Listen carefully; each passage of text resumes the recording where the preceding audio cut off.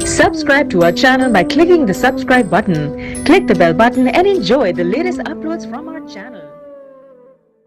आज मेरा चाय पीने का मूड बना तो मैंने सोचा किसी होटल पर जाकर चाय पी लेता हूँ, टाइम भी थोड़ा गुजर जाएगा।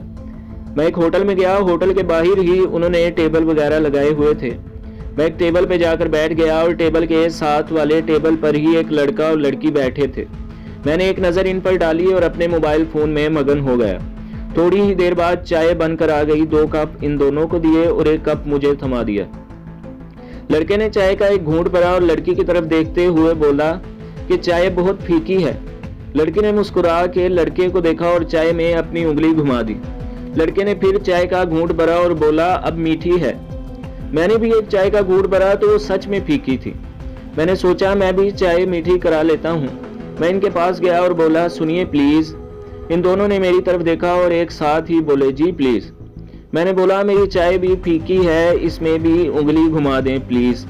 और फिर चिरागों में रोशनी न रही। तो दोस्तों और भाइयों, हमारे चैनल को सब्सक्राइब कीजिए, वीडियो को लाइक कीजिए और बेल के आइकॉन को भी दबा दीजिए ताकि हर आने वाली जो वीडियो है वो आपको सबसे पहले मिलती रहे।